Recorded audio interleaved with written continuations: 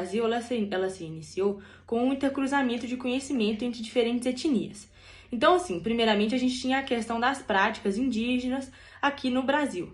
Depois, com a chegada dos portugueses, né, os europeus, teve essa questão desse conhecimento, e depois, com os negros escravizados, também trouxeram essas experiências. A saúde, como a gente conhece agora, que ela é um pouco mais ocidental, ela se iniciou com a expansão marítima. A expansão marítima, ela teve uma movimentação muito grande dessas pessoas, e essas pessoas, elas detinham doenças diferentes, porque em cada região você vai ter uma sensibilidade desses micro-organismos, que é a questão dos anticorpos. Com esse intercruzamento dessas doenças, começou a acometer várias pessoas, e esse acometimento de doenças começou a afastar pessoas que queriam fazer comércio aqui nos trópicos. E com essa crise, que além de saúde, né, trouxe uma crise econômica, começou a ter um foco maior na questão da saúde. Primeiramente, a gente tinha pessoas que não eram tão qualificadas em questão de conhecimento, que é um conhecimento ocidentalizado, né, o que a gente conhece, formal, a gente não tinha essa forma de conhecimento, e aí a gente tinha práticas que não são agora convencionais. Quando a gente teve essas pessoas de detenção de conhecimento próprio, eram conhecimentos particulares e eram de cada etnia. Então você não tinha uma coisa formal, igual eu estava comentando. E as técnicas, elas foram introduzidas de pouco a pouco. Como essas técnicas, elas não estavam se mostrando muito eficazes, começou as casas de misericórdia. As casas de misericórdia, elas começaram a ser difundidas quando os portugueses vieram para cá, porque aí trouxe um foco maior e uma questão econômica maior, né? Porque teve uma movimentação maior de pessoas. Mesmo com essas casas de misericórdia, você não tinha uma saúde ampla. Ainda tinha um grande descaso com essa saúde, tá bom? Porque você não tinha um incentivo apto e amplo. Em resumo, com a questão da introdução da saúde no Brasil, nós temos o saneamento nas cidades, principalmente nas áreas portuárias, no controle e observação de pessoas doentes, já que você não tinha tanto um tratamento científico nessa época, era uma coisa mais de observação, promovendo uma prática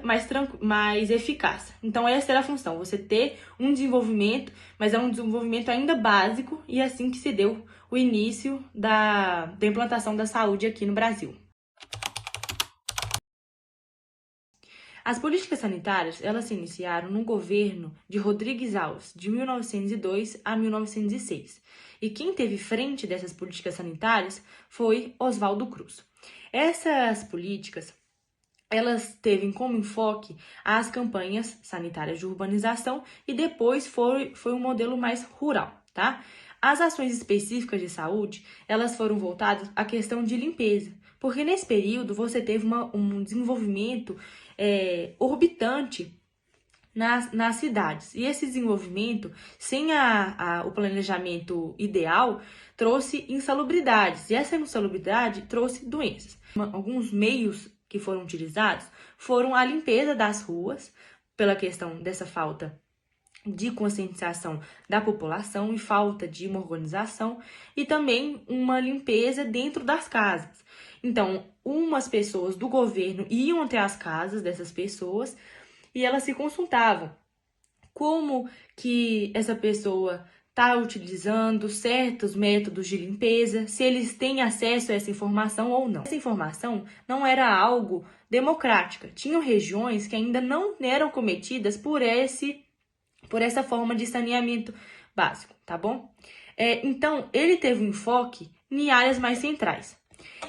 O desenvolvimento, ele foi mais preciso quando a febre amarela e a varíola, ela teve essa epidemia dessas duas doenças. Com essa epidemia forte dessas duas doenças, você teve um investimento maior. Com esse investimento, trouxe também a inserção de vacinas. Essa vacina, ela não foi explicada para a grande população sobre como funcionava e sobre como era. E aí a gente tem um exemplo, né, clássico, que é a revolta da vacina. A revolta da vacina é um reflexo de falta de informação e um descaso com uma população mais pobre e mais humilde dessa sociedade na época.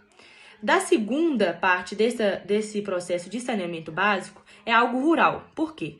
Com o desenvolvimento amplo dessas cidades, que eu citei no início, as cidades, a parte rural, ela ficou muito sucateada. Você não teve uma visão sobre essa parte. E com essa área rural sem investimento e sem um olhar, né, do governo, você teve essa área sem um olhar de saúde, né? Porque a questão econômica também é ligada à saúde. Então você teve a malária, mal de Chagas, são exemplos de doenças que acometeram grandes partes de áreas rurais. Então você levou assim também essa vacinação, você teve uma visão mais incisiva nessa questão rural, mas não humana, né? A gente tem que lembrar que nessa época a questão humana, ela não era falada. Exemplos claros na história da humanidade o quanto a saúde é determinada socialmente. Os estudos nas áreas de saúde pública mostram que a saúde tem um grande impacto tanto no setor político quanto no econômico. O reconhecimento de que uma vida longa, feliz e com saúde depende de como as diferentes populações se organizam na distribuição de recursos, poder e privilégios é chamado de determinação social da saúde. E isso tem uma importância gigantesca na sociedade, porque é conforme essa distribuição que a gente vai ter as diferentes desigualdades ou injustiças dentro da saúde. A saúde é amplamente reconhecida como o maior e o melhor recurso para o desenvolvimento social, econômico e pessoal, assim como uma das mais importantes dimensões da qualidade de vida. Saúde e qualidade de vida são dois temas extremamente relacionados, fatos que podemos reconhecer no nosso cotidiano, ou seja, a saúde contribui para melhorar a qualidade de vida e a qualidade de vida também contribui para melhorar a saúde. A Carta de Ottawa foi uma carta que foi um dos documentos mais importantes que se produziram no cenário mundial sobre saúde e qualidade de vida. Ela afirma que recursos indispensáveis para a saúde são paz, renda, habitação, educação, alimentação adequada, ambiente saudável, recursos sustentáveis, equidade e justiça social. O que é que a gente vê aí? Saúde não é ausência de doença. Saúde está ligado com vários fatores, sejam eles estruturais, individuais e comportamentais. A primeira delas que eu quero citar é a questão financeira, porque muitas vezes as pessoas não conseguem manter um tratamento de qualidade porque não têm condições suficientes para, às vezes, fazer um exame, comprar algum medicamento e por isso acabam ficando em defasagem, né, em relação à continuidade desse tratamento. Outra questão também é a questão geográfica, porque pessoas que moram em zonas rurais ou outras áreas de difícil acesso raramente conseguem profissionais de saúde de qualidade para chegar até eles. E quando conseguem, às vezes a infraestrutura não é conivente, né, com um tratamento de qualidade. Outra questão também é a questão da educação, porque pessoas com maior acesso à educação têm mais informações a respeito de técnicas preventivas e sobre como manter uma melhor qualidade de vida. Infelizmente, pessoas que não têm acesso a esse tipo de informação acabam ficando prejudicadas. Também tem a questão de condição habitacional, porque às vezes as pessoas moram em casa sem nenhuma infraestrutura e isso pode colaborar, né, para que elas tenham muito mais problemas de saúde, como problemas respiratórios devido ao mofo e à falta de saneamento básico. A desigualdade racial e étnica, ela também é uma questão que se manifesta através do acesso desigual aos cuidados. Muitas vezes, muitos grupos minoritários, eles podem encontrar desafios, né, ao procurar consultas no Sistema Único de Saúde apenas por serem de grupos minoritários. E políticas públicas, elas têm um papel fundamental na promoção da saúde, como, por exemplo, um financiamento adequado, né, um investimento na saúde pública por parte do governo pode melhorar o acesso em muitos locais do Brasil atualmente. Para isso, eu vou utilizar um exemplo da pandemia. Por quê? Porque ela foi mais recente e foi a nível global. Bom, tudo começou em 30 de janeiro de 2020, quando a OMS declarou um surto de pneumonia na cidade de Wuhan, na China. Cerca de 15 dias depois, ela nomeou essa doença causada pelo SARS-CoV-2 de Covid-19.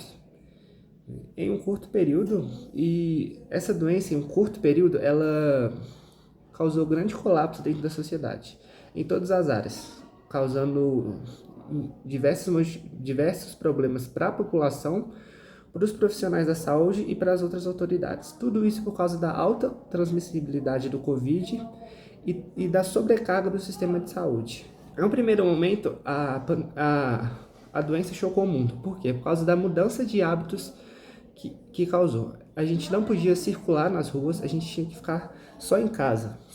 E também a gente teve que adotar novos hábitos de higiene, como lavar sempre a mão, usar máscara. E também teve o lockdown, que causou diversos outros problemas. Em um segundo momento, existiu reações da população, do sistema de saúde, dos cientistas e dos governantes. Esses que muitas vezes negavam a ciência. E isso só aumentou o número de mortes no final. Bom, desde março de 2020 surgiu uma nova realidade também. Novas vacinas, teletrabalho, ensino remoto, máscaras, uma nova sociedade do que a gente tinha antes. Adaptações foram feitas para tentar amenizar a doença, mas ficar em casa gerou muito estresse, aumentou os níveis de depressão e ansiedade da população. Tudo isso porque a gente não tinha um ambiente específico para trabalhar, era como se os ambientes estivessem misturados. E enquanto uma mulher, por exemplo, tinha que trabalhar remotamente, ela tinha que cuidar do filho, e isso foi só aumentando os níveis de estresse. Pesquisas mostraram também que as pessoas que trabalhavam remotamente se cansavam bem mais rápido que presencialmente. Isso é por causa do menos contato social, que geralmente às vezes descansa a pessoa. Bom, agora eu vou falar sobre alterações na educação que essa crise de saúde causou. Bom, primeiramente foi o fechamento das escolas. Isso causou diversos problemas, como o déficit do ensino básico, que causou dificuldade de leitura, dificuldade de raciocínio matemático. E as aulas online, a gente gerou vários problemas sociais, porque muitas famílias não tinham condições de poder comprar dispositivos para ter acesso a essa aula online. Concluindo tudo, a gente consegue ver que um problema de saúde, ela alterou e modificou toda a estrutura social. Então, é indispensável que os pesquisadores, os sociólogos continuem estudando esse período, porque para poder identificar os problemas que foram causados por esse problema e também poder solucioná-los posteriormente. Ele veio junto com a Constituição de 1908 e surgiu no contexto de muita luta por direitos sociais dentro da saúde, principalmente pela área da esquerda. Em 1970, a gente teve os primeiros movimentos pela reforma sanitária, que eles defendiam o acesso à saúde de uma maneira integral e gratuita.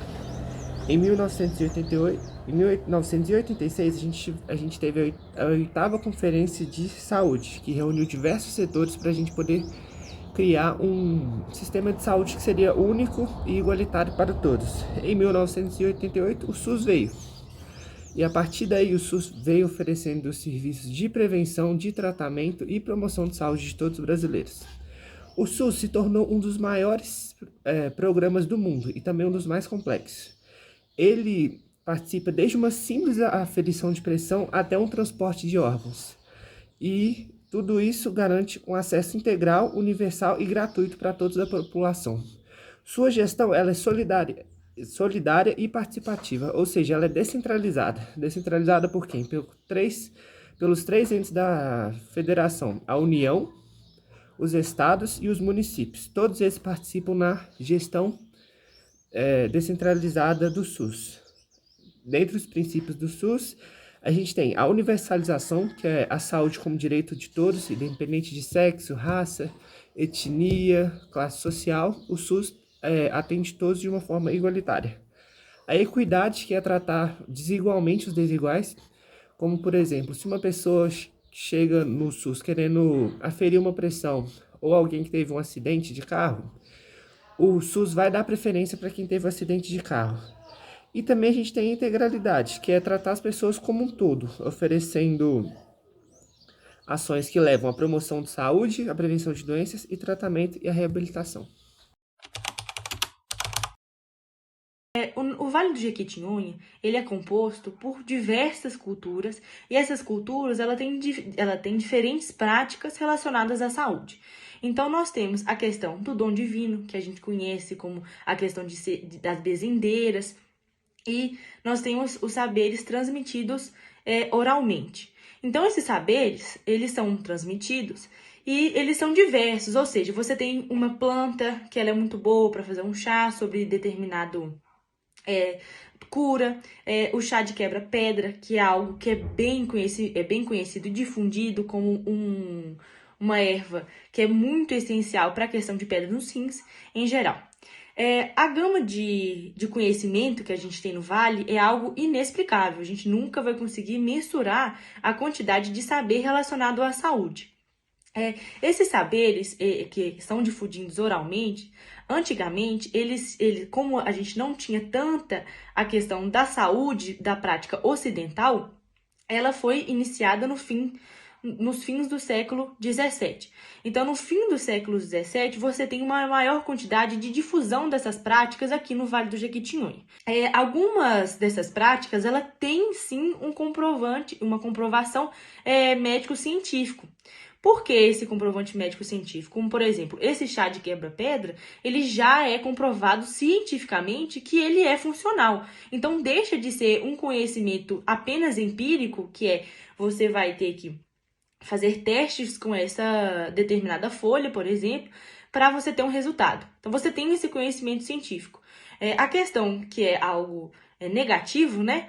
É que pessoas, elas tomam esse conhecimento e não fazem bom uso dele, que é a questão das patentes. Essas práticas, elas são milenares, elas são passadas de pais para filhos. Então, tem muitas gerações de bezendeiras, e isso, infelizmente, ela está cessando em algumas regiões, principalmente aqui em Diamantina. Você não acha tantas benzedeiras como você achava antigamente. Então, essas práticas, elas estão diminuindo bastante. O curandeiro, eles eram como médicos e farmacêuticos, porque eles tinham o dom de saber quais plantas ser usadas e como ser usadas. Então, você precisa de um conhecimento, que antes era chamado de ofício de curandeiro. Então, você precisava de receber uma licença para ter esse poderio de passar essa forma de conhecimento. Então, não é algo completamente do imaginário da população ou algo sem uma licitação, uma formulação. Ela só tem uma formação própria e é algo de cultura individual. Olá, meu nome é Zilmar Almeida, sou enfermeira formada há 20 anos. Há 20 anos trabalho na Prefeitura Municipal de Datas e há 13 anos trabalho no SAMU como enfermeira socorrista. Eu sou nascida em Diamantina e criada em Datas, uma cidade que fica a 35 quilômetros de Diamantina, cidade também no Vale do Jequitinhonha, uma cidade extremamente pobre. Quando eu me formei já na estrutura do SUS, mas na minha infância e na juventude não havia SUS, né, aqui em Datas. O SUS ele começou a partir de 1988, 1990. Como que era a saúde aqui que eu presenciei? Era uma saúde precária, tinha hospital, mas não tinha profissional de saúde o tempo todo. Os profissionais que nos davam assistência, na grande maioria, não eram profissionais com curso técnico, não haviam enfermeiros, tinham atendentes de enfermagem, que eram pessoas que eram escolhidas pelos médicos que para cá vinham e eram treinadas a fazer injeção, eram treinadas para poder atender a população em geral. Era uma saúde muito precária, né? Não tinha uma assistência de qualidade e, assim, grande maioria da população não tinha condição financeira de pagar médico, não tinha condição financeira de comprar remédio e essa grande maioria sempre recorria a parteiras, benzedeiras, curadeiras, e era imenso e ainda é hoje o uso de garrafadas, chás e outras práticas que são muito difundidas na população em geral. Em 1988 foi promulgada a Constituição brasileira, conhecida como Constituição Cidadã. Com essa, no artigo 5º, determinou que a saúde era direito de todo cidadão e dever do Estado. E em 1990 foi promulgada a Lei 8080, que é sobre as diretrizes da saúde em todo o território nacional. A criação do SUS foi a melhor coisa para a saúde que aconteceu no Brasil.